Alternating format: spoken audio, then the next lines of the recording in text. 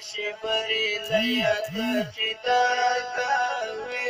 أهل حقوق وصفت ويخداكاوي وجمعت كهو أتن خبر له څه وجه ده چې در د بارډر واوړې اخوا ته جهاد فرض دی چې در بارډر راواوښتلې بیا نه دی فرض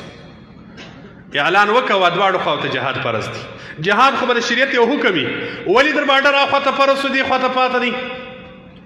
هغه امریکایي دی هغه ټانک دی چې در بارډر واوړي زه یې وژنم هغه چوکیدار یې ور وژنم ټانک هم سوځم چې دې خوا ته روان غږ نه کوم او د پاکستان خلکو نه شریعت نفاذ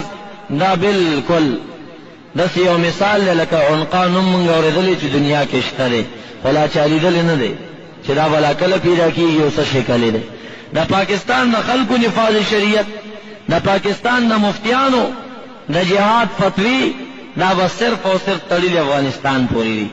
همدغه افغانستان در باندې تباه کوي او همدا در باندې ټوټه ټوټه کوي چې لږې پاکستان ته راواړې بیا د دې خلکو نه مه جهاد غواړه بیا یې کوي خو چې لږ د خپل سرحد نه ووړي کشمیر ته چې بل ملک تباه شي دی پکې خراب نه شي دی د ټولو نه مخکې دا اعلانونه او چغې وهي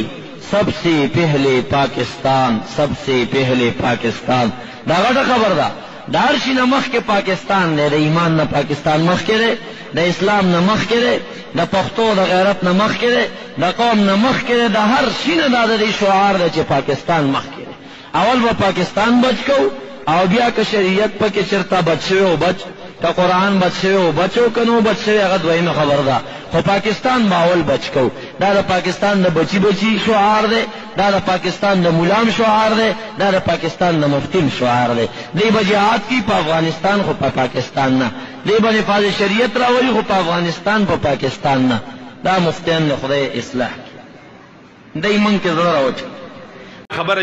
خبره له څه وجه ده چې در د بارډر واوړې اخوا ته جهاد فرض دی چې در بارډر راواوښتلې بیا نه دی فرض اعلان وکړه دواړو خواو ته جهاد فرض دی جهاد خو به د شریعت یو حکم وي ولې در بارډر اخوا ته فرض شو دې خوا ته پاته دی هغه امریکایي دی هغه ټانک دی چې در بارډر واوړي زه یې وژنم هغه چوکیدار یې ور وژنم ټانک هم سوځم چې دې خوا ته روان غږ نه کوم شبري ليت جداكاوي أهل حقوق وصفت ويخداكاوي وجمعت كهو أتن بلا كداكاوي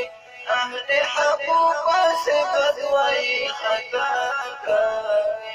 شرمندا شبري ليت جداكاوي أهل حقوق وصفت